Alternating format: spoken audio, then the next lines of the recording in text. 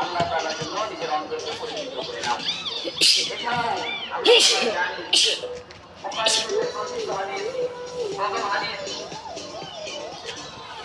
হযরত আবু হুরায়রা রাদিয়াল্লাহু তাআলা তিনি বলেন, আমি ওমর ইবনে খাত্তাব রাদিয়াল্লাহু তাআলা বলতে শুনেছি, তিনি মিম্বরে বলেন, আমি রাসূলুল্লাহ সাল্লাল্লাহু আলাইহি ওয়াসাল্লাম বলেন, ইন্নামাল আ'মালু বিন্নিয়াত ওয়া ইন্নামা লিকুল্লি ইমরিইন মা নাওয়া ফামান কানাত হিজরাতুহু ইলা দুনিয়া ইউসিবুহা আও ইলা ইমরাতিন ইয়ানকিহুহা ফাহিজরাতুহু ইলা মা হাজারা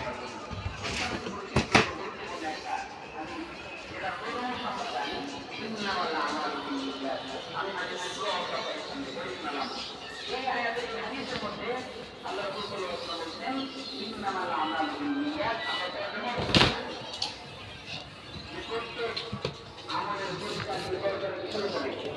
নিয়তের উপরে। নিয়তের উপরে আল্লাহ সুবহানাহু ওয়া তাআলা বলেন, আমার যারা হিজরত করেছে, কোন ব্যক্তি দুনিয়ার হিজরত করতে হয়, কোন ব্যক্তি হিজরত করতে হয়, আমার কানা হিজরতুল্লাহ ইমরাতিন, কোন ব্যক্তির হিজরত যদি হয় কোনো মহিলার উদ্দেশ্যে, মক্কা থেকে মদিনা হিজরত করে গিয়েছিলেন সাহাবী, একজন মহিলা হিজরত করলো, আল্লাহ বলেন জানেন আল্লাহ সুবহানাহু ওয়া তাআলা এই কথাও বলেছেন যে কোন ব্যক্তির হিজরত যদি হয় কোনো মহিলাকে পাওয়া যাচ্ছে, ইয়ানকিহুহা, যাকে সে বিবাহ করবে, তো ফাহিজরাতুল্লাহ মা হাজারা, তাহলে যে উদ্দেশ্যে হিজরত করেছে সে সেটাই করে যাবে, অর্থাৎ উদ্দেশ্যটা আমার কাছে ফিরে পাবে। এই জন্য তো আল্লাহ সাল্লাল্লাহু আলাইহি ওয়াসাল্লাম বলছেন ঠান্ডা হচ্ছে, নিলাম এরমের জিনিসপত্রগুলো মোছা শেষ।